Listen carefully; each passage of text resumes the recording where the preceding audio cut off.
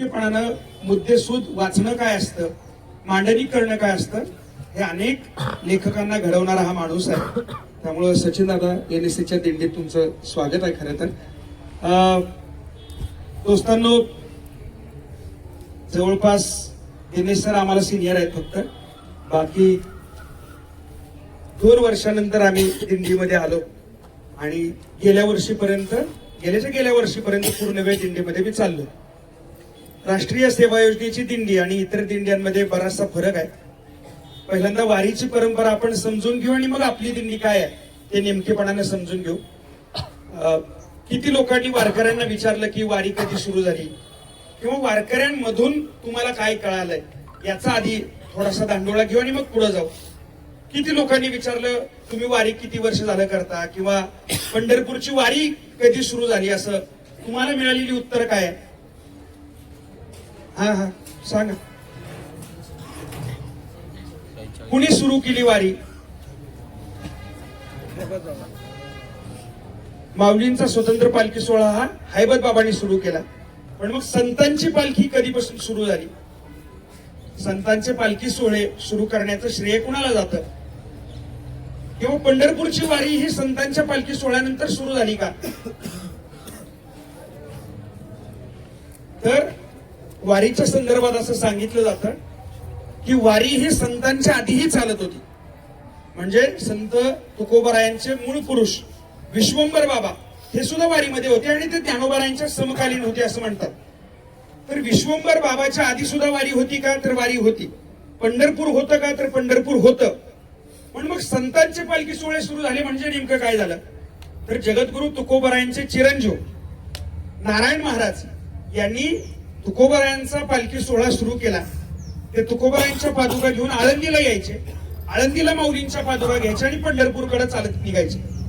आणि मग हा पालखी सोहळा सुरू करण्याचं श्रेय, संतांचे पालखी सोहळा सुरू करण्याचं श्रेय हे नारायण महाराजांना जातं. नंतरच्या काळामध्ये तुकोबारायांच्या संस्थानांमध्ये वंशजांमध्ये प्रॉपर्टीवरनं वाद झाले असं म्हणतात. आणि मग तिथं काय झालं तर तिथं तुकोबारायांचा पालखी सोहळा माऊलींचा पालखी सोहळा वेगळा झाला आणि हैबत बाबा अर्फळकरांनी हा पालखी सोहळा स्वतंत्ररित्या सुरू केला. आता पालखी सोहळा सुरू करायचा तर राजाश्रय लागतो, पालखी सोहळा सुरू करायचा तर भजनी परंपरा लागते. आणि मग त्यावेळी हैबत बाबा अर्फळकरांनी प्रमुख रीतीनं डांगे पंचमंडळींना सोबत घेतलं, वास्कर फड्याला सोबत घेतलं आणि स्वतंत्ररित्या माऊलींचा पालखी सोहळा सुरू केला. आज जर माऊलींचा पालखी सोहळ्याची रचना तुम्ही बघितली तर पालखी सोहळ्यात सगळ्यात पुढे काय चालतं? काय चालतो? नगारा चालतो. नगाराच्या माग अश्व चालतात. अश्वाच्या माग किती दिंड्या चालतात? 27 दिंड्या चालतात. मग मध्ये पालखी चालते आणि मग उर्वरित दिंड्या या मागे चालतात. ही रचना अशी काय झाली? त्याची काही कारण आहेत का? हे करण्याचं काम कुणी केलं आणि ही रचना अशीच का चालते?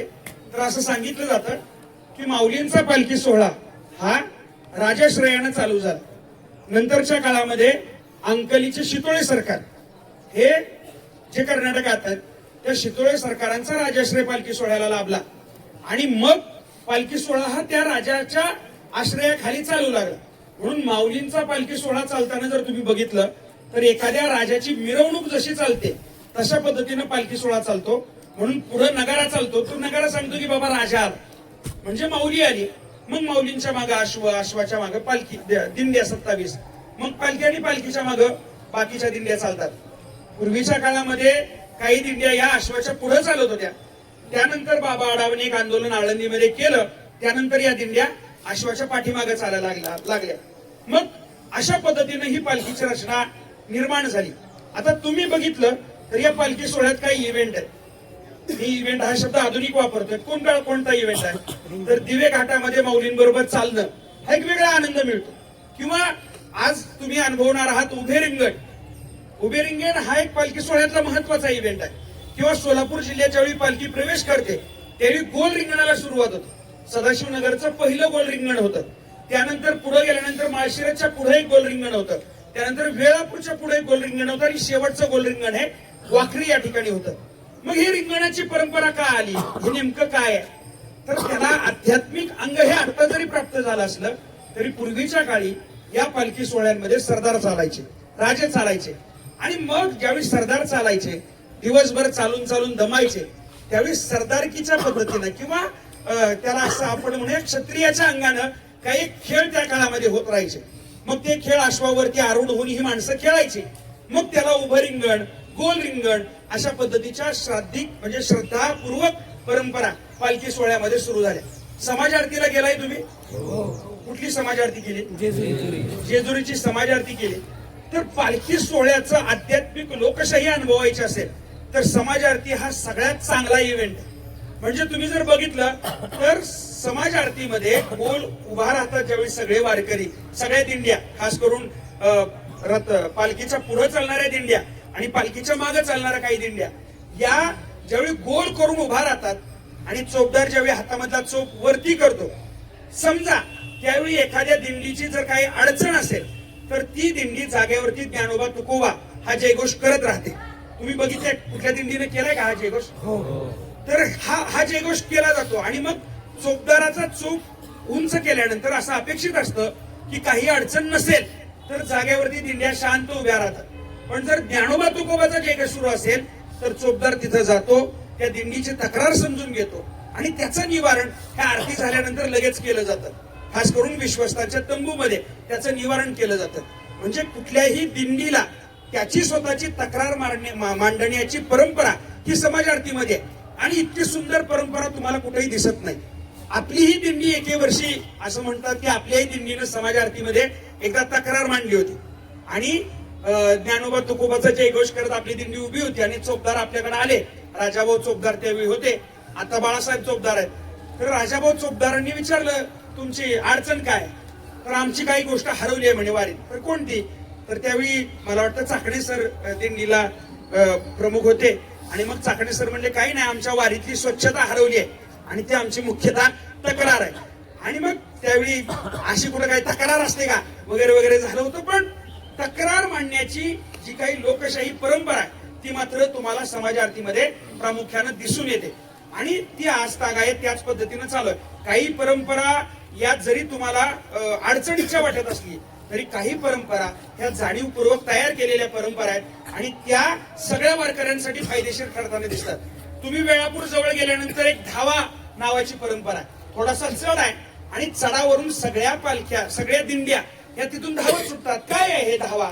तर तिथून असं म्हणतात, अशी श्रद्धा आहे की तुकोबरायांना तिथून पंढरपूरचा कळस दिसला होता आणि मग पंढरपूरचा कळस दिसल्यानंतर तुका म्हणे धावा आहे पंढरी विसावा हा अभंग तिथं गायला जातो आणि सगळ्या दिंड्या तिथून पळत सुटतात. आणि मग अगदी माऊलींची पालखी सुद्धा, रथ सुद्धा तितक्याच वेगानं खाली पळत सुटतो. तर का? तर बाबा इथून आता जवळ आलंय, पंढरपूर समीप आलंय आणि पंढरपूर समीप आल्यामुळं आपल्याला आता माघारी पळत सुटायचं, पंढरपूरकडे आता धावत सुटायचं आहे. असा एक आनंदाचा उत्सव त्या तुका म्हणे धावा त्या ठिकाणी केला जातो. असे वेगवेगळे इव्हेंट तुम्हाला या सोहळ्यामध्ये दिसून येतात. हा एकमेव महाराष्ट्राच्या जगाच्या पाठीवरचा सोहळा आहे जिथे एकमेकांना जात विचारली जात नाही. तुम्ही इतके सगळे एकत्रित आला आहात, तुम्हाला कुणाला कुणाची एकमेकाची जात माहितीये का? मुळात आपण एनएसएस ची माणसं आहोत, त्यामुळे एनएसएस मध्ये हा मुद्दाच येत नाही. पण वारीमध्ये सुद्धा 18 पुगड जातीची लोक तुम्हाला चालताना दिसतात. ही माणसं एकमेकांना कुठलीही जात विचारताना दिसत नाही. म्हणजे दादा दरवर्षी रिंगणचा अंक करतो आणि रिंगणचा अंक करताना आम्हाला एक कटू अनुभव असा आहे की दरवर्षी आम्ही वेगवेगळ्या संतांवरती लिहित असताना, वेगवेगळ्या ठिकाणी जात असताना ती माणसं आम्हाला विचारतात या संतांच्या जातीचे तुम्ही आहात का? म्हणजे जसं पूर्वी नामदेवांचा पहिला अंक केला 14 वर्षापूर्वी, त्यावेळी लोकांनी विचारलं तुम्हाला एवढा नामदेवांविषयी पुळ काय, तुम्ही शिंपी आहात का? सौतोबाचा अंक करताना लोकांनी विचारलं तुम्ही माळी आहात का? चोकोबांचा अंक करताना लोकांनी विचारलं तुम्ही महार आहात का? किंवा गेल्या वर्षी संत सेना महाराजांचा अंक केला. अगदी पंजाब मध्ये आम्ही गेलो तर पंजाब मध्ये सुद्धा आम्हाला लोकांनी विचारलं का हो म्हणे तुम्ही न्हावी आहात का? सेना महाराजांचा अंक करताय. आम्ही दादा म्हटलं होतं अरे अशी का लोक विचारताय? त्यावेळी दादांनी गेल्या वर्षीच्या अंकात खूप छान लिहून ठेवले. सचिन दादा असं म्हणतो की आम्हाला हा अनुभव येतो, दरवर्षी येतो, पण म्हणे आम्ही मग कोण आहोत, आमची जात कोणती? तर दादांनी असं लिहिलंय त्या अंकात की काही नाही, आम्ही ज्या वर्षी नामदेवांचा अंक करत होतो त्यावेळी आम्ही शिंपी जातीचे होतो, ज्यावेळी आम्ही सौतोबाचा अंक करायला घेतला त्यावेळी आम्ही माळी झालो, ज्यावेळी आम्ही चोखोबांचा अंक करायला घेतला त्यावेळी आम्ही महार झालो आणि गेल्या वर्षी आम्ही सेना महाराजांचा अंक केला तर आम्ही आता मागच्या वर्षी पुरते नावे आहोत. आता या वर्षी तर जवळपास 8-9 संत आहेत आणि ते वेगवेगळ्या जातीचे आहोत. त्यामुळे आम्ही आता त्या सगळ्या जातीचे आहोत. असा सगळा भेदाभेद भ्रम अमंगळ म्हणणारी ही परंपरा आहे. आणि मी तुम्हाला गंमत म्हणून सांगत नाही, या परंपरेनं महाराष्ट्र घडवलाय. जो तुमच्या माझ्यापर्यंत आज महाराष्ट्र येऊन पोहोचलाय, त्या महाराष्ट्राला घडवण्याचं काम हे प्रामुख्याने या संत परंपरेनं केलं, या ज्ञानोबा तुकोबांनी केलंय. अनेकांना आपल्या जीन्स पॅन्ट टी शर्ट घालणाऱ्या पोरांना असं वाटतं की हे काय खेडगळ माणसं आहेत, ह्यांनी काय केलंय. असं नाहीये. तुमच्या माझ्यापर्यंत जो आज महाराष्ट्र येऊन पोहोचलाय, तो महाराष्ट्र या संत परंपरेनंच घडवलाय. इव्हन तुमची माझी मराठी भाषा जी आज काही टिकली आहे, त्याचं जवळपास बरंचसं श्रेय हे या ज्ञानोबा तुकोबा परंपरेला जातं. या माणसांनी इतकी आक्रमण होत असताना, भाषिक आक्रमणही झाली, पण भाषिक आक्रमण होत असताना सुद्धा मराठी भाषा जिवंत ठेवण्याचं काम या संत परंपरेनं, महानुभाव संप्रदायानं केलंय. आणि याचं श्रेय निश्चितपणानं या लोकांना जातं. किंवा मी तुम्हाला सांगतो, आज जो काही महाराष्ट्र म्हणजे शैव आणि वैष्णवांची परंपरा कदाचित तुम्हाला माहित नसेल. त्या काळामध्ये जर एखादा शैव असेल तर तो फक्त महादेवाचं नाव घ्यायचा, आणि एखादा विष्णू असेल तर तो फक्त भगवान विष्णूचं नाव घ्यायचा. विष्णूला मानणारा माणसं महादेवाचं नाव घेत नव्हती, आणि महादेवाला मानणारी माणसं विष्णूचं नाव घेत नव्हती. एवढंच नाही, जर महादेवाला मानणारी माणसं असतील तर त्या घरामध्ये जमीन सारवताना ही आडवीच सारवली जायची. का बरं? कारण आडवा गंध हा महादेवाचा. म्हणजे विष्णूला शैवांना मानणारी आजही माणसं कपाळावरती आडवा नाम लावतात, आणि विष्णूला मानणारी लोक असतील तर त्यांच्या घरातली जमीन ही कधीही उभीच सारवली जायची, किंवा त्यांचा नामकरण उभाच होता. त्यांच्या घरात शिव हे नावही घेतलं जात नव्हतं. आता समजा आपल्या घरात जर कपडा फाटला तर आपण काय म्हणतो? कपडा फाटलाय जरा शिव. आता हे त्यांच्या काळात जर कपडा फाटला तर तोंडात शिव घेऊन कसं का चालेल? मग काय म्हणायचे? टाका घाल.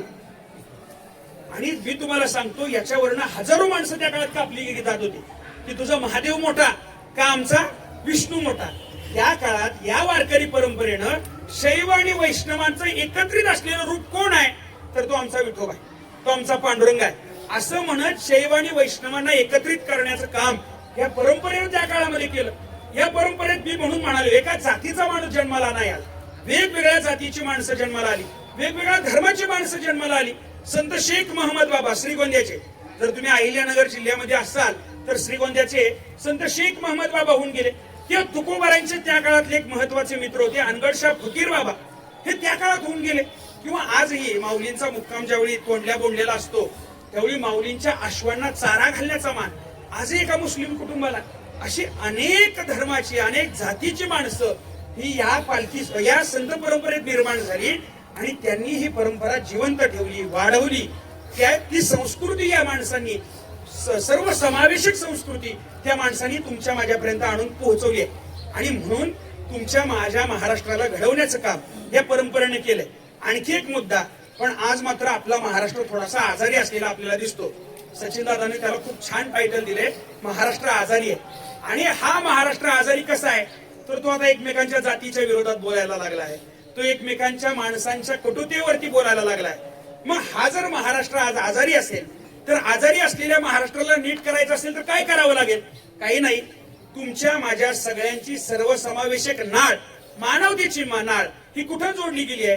तर ती पंढरपूरच्या वाळवंटात जोडली गेली आहे, पुरली गेली आहे. आणि ती पुन्हा एकदा नव्यानं आपल्याला समजून घ्यावी लागेल. कारण पंढरपूरचा वाळवंट हा महाराष्ट्राचा सगळ्यात महत्वाचा आत्मा आहे. का? कारण त्या पंढरपूरच्या वाळवंटात 18 पगड जातीच्या लोकांना नामदेवांनी एकत्रित केलं. मग तिथं चोखोबा होता, जो महार समाजातला होता, तिथं ब्राह्मण समाजातला ज्ञानोबा होता, तिथं मातंग समाजातली जनाबाई होती, तिथं संत कबीर होते असं म्हणतात. तिथं अनेक जाती धर्मातली माणसं एकत्रित केली त्या नामदेवांनी, आणि नाचू कीर्तनाचे रंगी ज्ञानदीप लावू जगी असं म्हणत महाराष्ट्राला वाढवण्याचं काम केलं. आता मी तुम्हाला सांगतो, इतका समृद्ध असलेला आपला महाराष्ट्र आहे, पण दुर्दैव काय, अनेक आता उत्तर भारतातले कथेकेरी महाराष्ट्रात येतात आणि दुर्दैवानं आपल्याला सांगतात, जर तुमच्या पोराला 10वीत चांगले मार्क पडायचे असतील तर तुम्ही काय करा, तर महादेवाला पाणी घाला म्हणे, तुमचं पोरग कोर्टात पहिलंही. आता असं कधी होईल का हो? पण दुर्दैवानं अध्यात्माच्या नावाखाली इथं अंधश्रद्धा पसरवली जाते. पण त्या काळात 17व्या शतकात आपला तुकोबा होऊन गेला, आणि तो असं म्हणतो की 900 कन्या पुत्र होती, मग का करणे लागे पती. जर नवसानच पोरं होत असतील तर नवरा करायची काय गरज आहे हे त्या काळात कोणी सांगितलंय? तुकोबाने तुम्हाला आम्हाला सांगितलंय. म्हणजे इतकं परखड विज्ञान मांडण्याचं काम त्या काळात संतांनी केलं. किंवा अगदी महिलांचा एक महत्वाचा प्रश्न असतो तो म्हणजे मासिक पाळीचा प्रश्न. आणि मासिक पाळीच्या प्रश्नामध्ये आजही ग्रामीण भागामध्ये तुम्ही जर बघितलं तर महिलांना 4 दिवस बाजूला बसावं लागतं, बरोबर की नाही? पण त्या काळात चोखोबाची बायको आहे सोयराबाई. आता चोखोबांची ती बायको आहे, चोखोबा महार समाजातले, त्या ऑलरेडी दुर्लक्षित आहेत. मग त्यांची बायको किती दुर्लक्षित असेल की त्या काळात ती बाई लिहून ठेवते, देहासी विटाळ म्हणती सकळ, आत्मा तो निर्मळ शुद्ध बुद्ध, देहीचा विटाळ देहीच जन्माला, 16 तो झाला कवण धर्म. ती त्या काळात लिहिते की देहाचा विटाळ ही नैसर्गिक क्रिया आहे, ती निसर्गाने दिलेली क्रिया ती होणारच आहे, म्हणून देहाला विटाळ करण्याची काय गरज. ही त्या काळात लिहून ठेवणारी बाई आहे. दुर्दैवानं हे परखड मत, त्या संतांचं परखड मत आजही तुमच्या माझ्यापर्यंत येऊन पोहोचलेलं नाही. आणि त्यामुळं आजही तुमचा माझा देव हा इतका संकुचित आम्ही करून ठेवलाय. आणि संकुचित देव हा आम्हालाही मानसिकरित्या संकुचित करतो. संतांनी मात्र हा देव वैश्विक केला. म्हणजे विठ्ठल हा देव जितका आहे तेवढाच तो सखा आहे, तेवढाच तो सोबती आहे, तेवढाच तो प्रेमळ आहे. म्हणजे इरावती कर्वे नावाची खूप मोठी अभ्यासिका ती त्या विठ्ठलाला बॉयफ्रेंड म्हणते. महिलांना विचारणा वारीत चालणाऱ्या, तुम्हाला तुमचा देव तुमचा विठ्ठू कसा आहे? तर ती बाई इतक्या प्रेमानं त्या विठ्ठलाविषयी बोलताना दिसते. आमचे एक रिंगणचे लेखक आणि संत साहित्याचे अभ्यासक आहे देवदत्त परुळेकर. तर ते देवदत्त परुळेकर कोकणातून मामासाहेब दांडेकरांच्या नावाने एक दिंडी दरवर्षी चालवतात. तर कोविडच्या काळात ज्यावेळी वारी बंद होती त्यावेळी वारी बंद असताना ती बाई गेली परुळेकरांकडे. ती म्हणाली, अहो का वारी बंद आहे यावर्षी, का बरं? ते म्हणजे अहो कोविडचा काळ आहे आणि कोविड हा संसर्गजन्य रोग आहे आणि त्यामुळे वारी बंद आहे. ती बाई काय म्हणली माहितीये? ती बाई इतकी गोड बोलली, ती म्हणजे अहो बरं झालं म्हणे वारी नाही. म्हणजे का? म्हणजे त्या कोविडच्या काळात जर देवाला स्पर्श केला तर आपल्या देवाला सुद्धा कोविड होईल ना. आता तसं बघायला गेलं तर होणं शक्य आहे का? असं नाही होणार. पण ती जी श्रद्धा आहे, ती आत्मीयता आहे, ती तुम्हाला दुसरीकडे तिसरीकडे कुठे दिसत नाही. म्हणून वारकऱ्यांची बोलताना म्हणजे वारी हे चालतं बोलतं विद्यापीठ आहे असं म्हणतात. कारण इथं वेगवेगळ्या भाषा तुम्हाला अनुभवायला मिळतात. जे संतांच्या गाथ्यात नाही ते तुम्हाला इथल्या बायकांच्या इथल्या वारकऱ्यांच्या मुखात बघायला मिळतं. त्यांची स्वतःची एक डिक्शनरी आहे, त्यांच्या स्वतःच्या अनेक कविता त्या वारीच्या वाटेवरती म्हणताना तुम्हाला दिसतील. ते जर तुम्ही नीट समजून घेतलं तर विठ्ठलाविषयीचं त्यांचं प्रेम तुम्हाला दिसून येईल. म्हणून वारी हा काही कर्मकांडाचा भाग नाही, अजिबात नाही. डॉक्टर अभय टिळक सर असं म्हणतात की वारी म्हणजे काय? तर प्रेमाचा आगर असणाऱ्या पांडुरंगाला त्याच्या प्रेमनगरीत भेटायला निघालेला त्याच्या प्रियकरांचा मेळा म्हणजे पंढरपूरची वारी आहे. प्रेमाचा आगर कोण आहे? पांडुरंग आहे. प्रेमनगरी कुठली आहे? पंढरपूर आहे. आणि आपण सगळे त्याचे प्रियकर आहोत म्हणून आपण तिकडे निघालोय. मग जिथं प्रेम असतं तिथं द्वेष नसतो, जिथं प्रेम असतं तिथं मत्सर नसतो, जिथं प्रेम असतं तिथं एकोपा असतो. आणि हा एकोपा वारीनं इतक्या वर्ष जाणीवपूर्वक टिकून ठेवलाय. म्हणून वारी ही महाराष्ट्राच्या संस्कृतीची आत्मखोण आहे असं म्हणतात. म्हणून लोक हो, इतकी विशाल इतकी व्यापक परंपरा जे तुमच्या माझ्यापर्यंत येऊन पोहोचली आहे ती वारकऱ्यांच्या माध्यमातून तुम्ही आम्ही समजून घेणं खूप गरजेची गोष्ट आहे. म्हणून ज्या ज्या वेळी तुम्हाला वेळ मिळेल त्या त्यावेळी इथल्या वारकऱ्यांशी बोला, त्यांना नेमकं समजून घ्या, त्यांच्या पिढ्या समजून घ्या. इतक्या वर्ष का वारी करता समजून घ्या. हे सगळं मी तुम्हाला सांगतो. आम्ही एक प्रयोग केला होता, लोणंद मुक्कामीच प्रयोग केला होता. वारीचं अर्थशास्त्र आम्हाला समजून घ्यायचं होतं आणि मग आम्ही खेळणीवाल्यांशी बोलायचो, आम्ही इथल्या दुकानदारांशी बोलायचो. तर एक खेळणीवाला आम्हाला गाठ पडला. मी म्हणालो किती कमवता? ते म्हणले काही नाही, गेल्या वर्षी इतकं कमवलं की घरी गेल्यानंतर त्या वर्षभरामध्ये मी माझ्या 2 मुलींची लग्न केली, इतका पैसा मला वारीनं कमवून दिला. इथला गंधवाला बघा काय भांडवल आहे गंध तयार करायला. जर कधी विकत घेतला गंधाचं सगळं तर 50 रुपये डोक्यावरनं पाणी इतकंच भांडवल आहे त्या गंधाचं. पण ते बिचार तेवढ्या 50 रुपयाच्या गंधाच्या ह्याच्यात दिवसभरामध्ये नाही म्हटलं तरी 2-1 हजार कमवतो. कारण आता कुणी 1 रुपया टाकत नाही गंध लावल्यावर, किमान 10 रुपये कोणीतरी टाकतं. आणि जवळपास 2-1 हजार रुपये, किती रुपयाचं भांडवल? 50 रुपयाच्या भांडवलात इतका पटीत कमाई करून देणारा दुसरा धंदाच तुम्हाला सापडणार नाही. वारीचं एक वेगळं अर्थशास्त्र आहे, वारीचं एक समाजशास्त्र आहे, वारीचं एक राज्यशास्त्र आहे. वारी ही अशा वेगवेगळ्या अंगाने जर समजून घेतली तर खूप बरं होईल. तुमच्याकडे अजून बरेच दिवस आहे. आम्ही अनेक वर्ष असा एक प्लॅन करत होतो की दिंडीचा इतिहास आपण लिहूयात, पण दुर्दैवानं तो काही कारणानं आम्ही त्या आमच्या वेळी लिहिला, पण ज्यावेळी विद्यापीठात ते सगळा दिंडीचा इतिहास गेला त्यावेळी तो कुठं हरवला आम्हाला अजून सापडला नाही. तुमच्याकडे अजून वेळ आहे. जमलं तर इथल्या किमान 50 दिंड्यांचा इतिहास, पुढे चालणाऱ्या 27 दिंड्या आणि मागे चालणाऱ्या अनेक दिंड्या, त्या दिंड्यांचा इतिहास जर लिहून ठेवता आला तर खूप महत्वाचं डॉक्युमेंटेशन होईल. कारण या दिंड्या अनेक वर्ष परंपरेनं चालणाऱ्या दिंड्या आहेत. म्हणजे इथं एक कराडकरांची दिंडी चालते, बंडातात्या कराडकर त्या दिंडीत चालतात. मारुती बुवा कराडकरांनी ती दिंडी चालू केली. मी बंडातात्यांना एकदा फोन केला आणि विचारला होता की दिंडी कधी सुरू झाली होता त्या. ते म्हणले काय ना, आम्ही फलटण मुक्कामाच्या अलीकडे होतो, म्हणजे बरडला असतील, आणि मारुती बुवा कराडकरांना प्रमुखांनी सांगितलं की तुम्हाला ह्या नंबरची दिंडी, 11 नंबरच्या दिंडीत मला वाटतं कराडकर चालतात, तर 11 नंबरची दिंडीत तुम्हाला आता चालायचं. ते म्हणजे दिंडी, हा म्हणजे तुम्हाला कराडकरांची दिंडी म्हणून त्यात चालायचं. मारुती बुवांनी विचार केला तर दिंडी नवीन करायची, मग काय करायचं. मग त्यांनी स्वतःकडे एक धोतर होतं, ते धोतर फाडलं, त्याचा झेंडा केला आणि तो झेंडा त्या काठीला अडकवला. तोपर्यंत आजूबाजूच्या लोकांना निरोप पोहोचवला की आता कराडकरांची एक नवीन दिंडी चालणार आहे. फलटण मध्ये लोक गोळा झाली आणि कराडकरांची दिंडी त्यावेळी सुरू झाली. मी तुम्हाला सांगतो, धोतर फाडून तयार केलेला झेंडा आजही त्या दिंडीत चालतो. हे मजेशीर किस्से आहेत. म्हणून कराडकरांच्या दिंडीत एक पांढरा झेंडा हा नित्य नियमाने चालतो का, कारण ते त्याचं निशाण आहे. त्या काळात धोतर फाडून दिंडी सुरू केलेली त्या माणसानं चालू केलेली दिंडी आहे मारुती बुवा कराडकरांनी. खूप मोठा माणूस होता, भजनी परंपरा मोठी होती त्यांची. आणि म्हणून अशा वेगवेगळ्या परंपरा, मल्लप्पा वास्करांची, वास्कर फळाची एक दिंडी चालते, त्यांचा एक स्वतःचा एक स्वतंत्र इतिहास आहे. आजरेकर फळाची दिंडी चालते. आजरेकर फळ हा एकमेव असा फळ आहे जो वंश परंपरेने त्या फळाचा मालक होत नाही. जो त्या दिंडीतला जो हुशार माणूस आहे, त्या फळावरचा हुशार माणूस आहे, तो त्या दिंडीचा मालक होतो. म्हणजे यावर्षी आम्ही आजरेकर फळावर गेलो त्यावेळी त्या आजरेकर फळाचा जो आत्ताचा मालक आहे तो म्हटला मी मागच्या 4 वर्षापर्यंत चोपदार म्हणून काम करत होतो, फळाचा चोपदार म्हणून. आता तो त्या दिंडीचा मालक आहे. वंश परंपरागत आजरेकर फळात मालक होत नाही. जो त्या दिंडीतला हुशार माणूस त्याला, किंवा निष्ठावान वारकरी, त्याला त्या फळाचा मालक केला जातो. अशा वेगवेगळ्या ऐतिहासिक भाग तुम्हाला या दिंडीमध्ये अनुभवता येणार आहेत. उघड्या डोळ्याने जर नीट समजून घेतली तर दिंडी हा एक स्वतंत्र अभ्यासाचा विषय आहे. पालखी सोहळा अशा वेगवेगळ्या अंगाने तुम्हाला अनुभवता येणार आहे. वेळापूरला ज्यावेळी, म्हणजे अकलूजला ज्यावेळी दिंडी आपली पोहोचते त्यावेळी त्याच्या 3ऱ्या दिवशी आपण वेळापूरला येता, शितोळे सरकार तुम्हाला मार्गदर्शन करतील. शितोळे सरकारांची पालखी सोहळ्याला राजाश्रय, पालखी सोहळ्याला हा शितोळे सरकारांचा असतो. म्हणजे पालखीतला तंबू, म्हणजे माऊलींचा तंबू, माऊलींचा नैवेद्य आणि माऊलींचे अश्व, या 3 गोष्टी शितोळे सरकारांकडे असतात. ते शितोळे सरकार तुम्हाला वेळापुरात भेटतील. त्यांचाही स्वतंत्र जी परंपरा आहे ती तुम्हाला समजावून सांगतील. अशा अनेकांच्या परंपरा अभ्यासणं हा एक स्वतंत्र विषय आहे. त्यामुळे मी एक नम्र विनंती करेन, आपण हा एक उघड्या डोळ्या, म्हणजे नुसतं चालायचं, भजन म्हणायची, नाचायचं म्हणजे दिंडी नाही. तर आपण विद्यार्थी आहोत आणि विद्यार्थ्यांनी जर या पद्धतीनं दिंडी अनुभवली, अभ्यासली, तर तुम्हाला स्वतःला एक वेगळ्या संपन्नतेचा अनुभव आल्याशिवाय राहणार नाही. लोक हो, इथून जाताना ज्ञानोबा तुकोबाचा जयघोष घेऊन जाताना तो एकोपा सुद्धा घेऊन जा, ती एकरूपता सुद्धा जाताना घेऊन जा.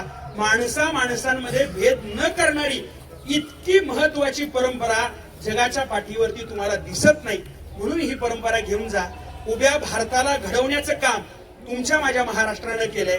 नामदेवांनी देश जोडला असं म्हणतात, तो जोडला कसा, तो या वारीतनं नीटपणानं समजून घ्या अशी एक विनंती तुम्हाला करेन. आपल्या या सगळ्या दिंडीला जवळपास 20-21 वर्ष झालेली आहेत. ही दिंडी कशी सुरू झाली त्याचा एक सुंदर किस्सा आहे. चाकणे सर त्यावेळी कोऑर्डिनेटर होते NSAचे, जसं आता भामे सर आहेत. आणि चाकणे सरांनी त्यावेळी निलोफर अहमद नावाच्या राज्य संपर्क अधिकारी महाराष्ट्राच्या होत्या. आणि निलोफर अहमद मॅडमचा चाकणे सरांना फोन आला की आपल्याला काहीतरी वेगळं करायचं आहे. त्यावेळी चाकणे सर म्हणाले वारी येते, आपण दिंडी सुरू करूयात का. निलोफर अहमद मॅडम त्यावेळी आल्या. त्यावेळी मला वाटतं कोळसकर सर हे विद्यापीठाचे कुलगुरू होते. आणि त्या सगळ्यांनी ही परंपरा उचलून धरली आणि NSAची दिंडी त्यावेळी सुरू झाली. काही वर्ष आपल्या दिंडीमध्ये कर्नाटकची मुलं चालली होती. कर्नाटकची मुलं, मला वाटतं 11 मुलं त्यावेळी दिंडीमध्ये चालली. त्या मुलांची भाषा आम्हाला थोडीफार शिकता आली, पण ती मुलं मात्र अनेक अभंग आपल्या वारीतून घेऊन गेले, शिकून गेले. म्हणजे त्यांच्या तोंडून लंगडा गा लंगडा ही गवळण ऐकणं, त्यांना लंगडा लंगडा म्हणता येत नव्हतं, ते लकडा लकडा म्हणायचे, पण ते ऐकताना सुद्धा इतकं भारी वाटायचं. वास्कर फडामध्ये अनेक कर्नाटक परंपरेतले, कर्नाटक राज्यातली दिंडीतली माणसं तुम्हाला दिसतील. वेगवेगळ्या राज्यातली पूरक माणसं इथं दिंडीत येतात, ती चालतात.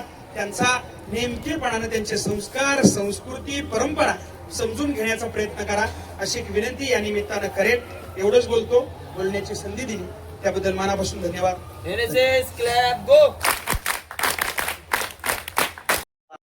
आक्रमण व्हायची परकीयांची, मुसलमानांची, मग तेव्हा दिंडीमध्ये एवढ्या प्रमाणात महिलांचं प्रमाण एवढं जास्त कसं काय? मुळात महाराष्ट्रामधली जी दिंडी परंपरा आहे, या दिंडी परंपरा नेमकी कधी सुरुवात झाली असं काही सांगता येत नाही. त्याची कारण संतांचा पालखी सोहळ्याच्या संदर्भात सांगता येतात. म्हणजे मी जसं म्हणालो, नारायण महाराजांनी ही परंपरा सुरू केली, संतांच्या पालखी सोहळे. पण दिंडीत नेमकी कधी, म्हणजे पालखी पंढरपूरला लोक कधीपासून जातात हे नेमकेपणानं सांगता येत नाही.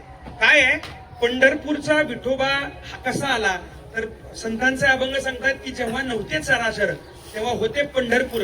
आणि पंढरपूरचा विठोबा हा कधी निर्माण झाला, आणि तो विठ्ठल हा इथल्या महाराष्ट्रातल्या लोकांचा आराध्य दैवत केव्हा झाला. आणि त्या काळात आपल्याकडे काय वाहनं नव्हती, त्या काळात कदाचित बैलगाडी नसेल, आणि त्यामुळे लोक चालत यायची. ते कुठून कुठून यायचे. आज महाराष्ट्रातल्या वेगवेगळ्या भागात संतांचे पालखी सोहळे येतात. तसेच अनेक दिंड्या तुम्हाला चालत येताना दिसतील. त्यांच्यासोबत संतांच्या पालख्या नसतात, काही नाही, पण त्यांची एक स्वतंत्र परंपरा घेऊन त्या येतात. त्यामुळे संतांच्या पालखी सोहळ्याचा इतिहास आपल्याकडे आहे.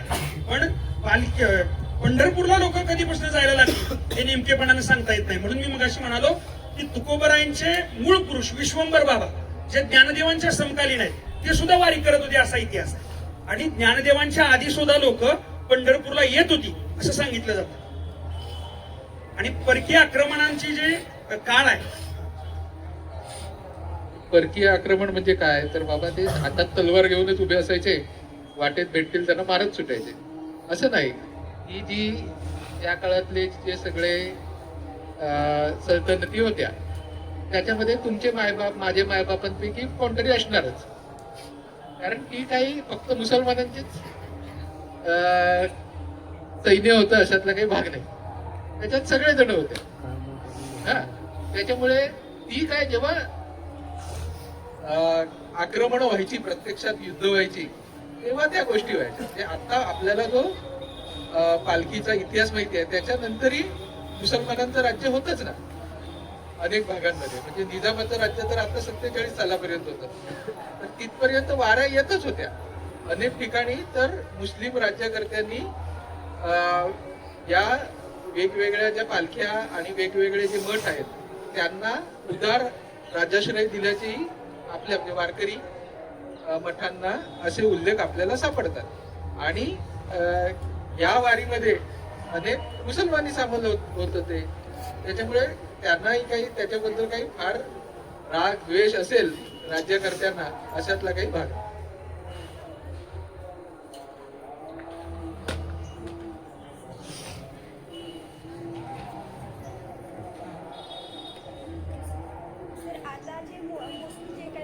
अंधश्रद्धेच्या वाटेवरती मोठ्या प्रमाणात जाते. आताचे जे काही लोक आहेत सर्व ते अंधश्रद्धेच्या वाटेवरती मोठी जाते. तर आपण एक समाज कार्यकर्ता म्हणून, एक NSSचा विद्यार्थी म्हणून, तर त्यांच्यापासून तो अंधश्रद्धा जी काही आहे ते त्यांना जनजागृती कशी करायची ते आम्हाला सांगतात का थोडक्यात? मुळात आमच्याकडे वक्तृत्व स्पर्धेला एक विषय होता मागच्या काही वर्षात. आपलं बेसिकच गणलंय असा विषय होता की आपण ज्या महाराष्ट्रातून येतो त्या महाराष्ट्राची बेसिक विचार परंपरा काय आहे, ती जर नीटशी समजून घेतली तरी आपल्या अंधश्रद्धा नक्की दूर होणार आहे.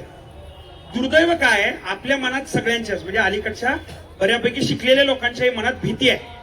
मग त्यांच्या जगण्याविषयीची भीती आहे, किंवा त्यांना स्वतःला एक सुरक्षितता वाटत नाहीये. मग पैसा येईल का, मग लेकरू होईल का, अनेक अशा पद्धतीच्या. म्हणजे मी फार काय लांब जायची गरज नाही. माझ्या मोठ्या भावाच्या सासूरवाडी सोलापूरला आहे, आणि मी तिकडे कीर्तनाला गेलो तर त्यांच्या घरात ती पिरॅमिड लावली होती. हा, ते अनेकांच्या असतील, मला सांगता येणार नाही. तर अनेकांच्या घरात ते पिरॅमिड असतात. मी म्हणालो हे कशाला लावलंय ते घरात? ते म्हणले काय नाही, हे लावलं की घरात सुखशांती येते म्हटलं. आता असं कुठलं घर आहे की ज्या घरात पिरॅमिड लावल्यानं सुखशांती येते? सुखशांती असणं म्हणजे काय? तुकडोजी महाराज आपल्याला सांगतात, राजा सची महाली सौख्ये कधी मिळाली ती सर्व प्राप्त झाली या झोपडीत माझ्या. झोपडीत राहणारा माणूस सुद्धा सुखी होऊ शकतो, पण दुर्दैवानं आपली मानसिकताच इतकी कमकुवत झाली आहे की त्या मानसिकतेमुळं ही माणसं सगळी ह्या बाबांकडे लागल्यात. भीती असणारीच माणसं, आता मला सांगा, इतके वर्ष तुकोबारायांनी सांगून ठेवलंय की नवसानं पोरं होत नाहीत गाड्यानो, तुम्हाला त्यामुळे नवराच करावं लागेल हे सांगून ठेवलंय की नाही तुकोबारायांनी, तरी सुद्धा खरात बाबा तयार होतो की नाही? काय कारण समजून घ्या. किंवा 5-5 लाखाची गर्दी कथेकारांच्या कथेला आहेत आणि ही लोक काय सांगतायत, आंबा खावा तुम्हाला पोरं होतील. असं शक्य आहे का हो? पण तरी 5-5 लाखाची गर्दी त्यांच्या कथेला आहे. का बरं हे? कारण आपली मानसिकता. आपल्या घरात हे सगळं शोधायला सुरुवात करा, तुम्हाला हे नक्की सापडेल. मला पोरग झालं, मग पोरग झाल्यावर ते कुठल्या तरी देवीचा आणून, देवीचं का काहीतरी होतं ते माझ्या बायकोने त्याच्या गळ्यात बांधलं. मी हे का नाही म्हणे चांगलं असतंय. मी मला आजवर नजर लागली असती तर मी किती वाळलो असतो म्हणलं. बरोबर आहे का नाही? माझ्या लेकराला लागायचं काय कारण नाही म्हणलं, ते काढून दे. किंवा तुम्हाला आणखी वरची एक गंमत सांगतो. एकदा माझ्या बायकोला मासिक पाळी आली आणि आम्ही गेलतो कीर्तनाला संभाजीनगरच्या इथं कुठेतरी. ती घाबरायला लागली. आता ते 12 ज्योतिर्लिंगांपैकी एक तिथं आहे त्या संभाजीनगरच्या इथं कुठेतरी. आता कसं होईल? म्हणजे काय होत नाही, महादेवाला माहिती आहे काय होतं, हे कशाने येतं हे महादेवाला माहिती ना, तू का लोट घेते? नाही म्हणे त्याच्यानं असं म्हणजे काही होत नाही, चल. नाही आपल्या घरात काहीतरी होईल म्हणजे काही होत नाही, चल ना. 5 वर्ष झाली आम्ही जाऊन, ती बी चांगली आहे, मी बी चांगला आहे, आम्हाला लेकरू बी झाले. आता काय म्हणजे मला सांगा, असं काही नाही. आपल्या इकडे इतक्या बावळट कल्पना आणून ठेवल्या आणि त्यामुळे दुर्दैवानं म्हणजे आपल्या घरापासून याची सुरुवात आहे. बरं, लांब जायची गरज नाही. तुमचे घर नीट तपासा, तुम्हाला कळलं खरी अंधश्रद्धा घरातच आहे. आता मला सांगा, काही दिवसापूर्वी अनेक बायकांच्या अंगात यायचं, आता येत आहे का? तर देव त्या बायकांच्या अंगात येत होता, तर आता पण देव असला पाहिजे की नाही? पण आता येतोय का? बरं, अंगात येतो कोणाच्या? जिचं डॉक्टरेट झालंय, सेटनेट पास झाली, डॉक्टर झालाय किंवा इंजिनियर झाली आहे, अशा बायकांचा येतं का रोज मिस्त्री असत फिरणाऱ्या बायकांच्या येतं? कोणाच्या येतं? मग समजून घ्या, अंधश्रद्धेची लेवल ही त्याच ठिकाणी, त्याच्या वरती येऊ शकत नाही. पण दुर्दैवानं हल्ली सुशिक्षितांमध्ये सुद्धा अंधश्रद्धा आली आणि ती केवळ एका धर्मात नाही, ही सगळ्याच धर्माची बोंब आहे. म्हणजे मागच्या काही वर्षात ते एक मुक पोरग, त्याला बोलता येत नव्हतं म्हणजे, आणि त्याने एका विशिष्ट देवतेचं नाव घेतलं बोलायला लागला. असं कधी होईल का हो?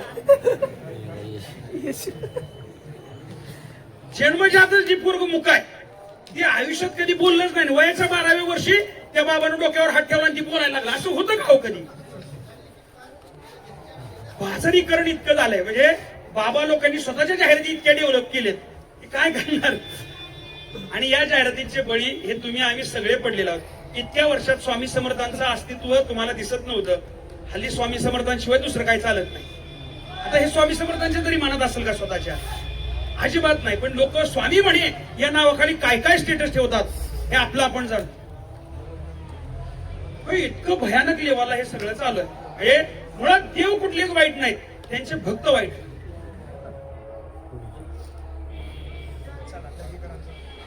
शेवटचा प्रश्न. हा, पटकन. वारीमध्ये चालताना आपली भूमिका काय असावी? आणि तुमची?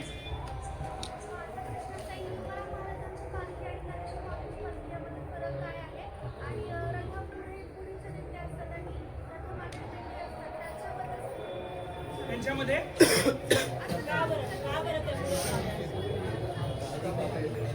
एका वाक्यात फक्त सांगतो, आपली भूमिका काय असली पाहिजे. तर आपण असं नेहमी म्हणतो, आपण काय वारकऱ्यांना शिकवायला आलेलो नाहीये, आपण शिकायला आलेलो आहोत. ह्या एका वाक्यात तुम्ही समजून घ्या तुम्हाला काय करायचंय. आणि पालखीच्या पुढं आणि रथाच्या पुढं आणि रथाच्या मागं हा जो काही मुद्दा आहे, तर ज्या दिंड्या सुरुवातीच्या काळात ऍड झाल्या सोहळ्यामध्ये, म्हणजे जसं मी म्हणालो मल्लप्पा वास्करांची दिंडी ज्ञानोबारांबरोबर ऍड झाली, तर त्या दिंडीला पहिला क्रमांक. दांडेकर डांगे पंच मंडळी ह्या ज्या दिंड्या आहेत, पहिल्या 5-6 दिंड्या ह्या सोहळ्यामध्ये सुरुवातीच्या काळात ऍड झालेल्या दिंड्या. मग तसे नंबर बऱ्याच दिंड्या आहेत ना, या नंतरच्या काळात बदलले गेले. असं म्हणतात की आमच्या वेळापूरची एक म्हातारी बाई होती, तिच्या नावाने एक दिंडी सोहळ्याच्या पुढे चालत होती. दुर्दैवाने ती म्हातारी मिली म्हणजे दुर्दैवांना म्हणजे मारायचं असतं एका सगळ्यांना.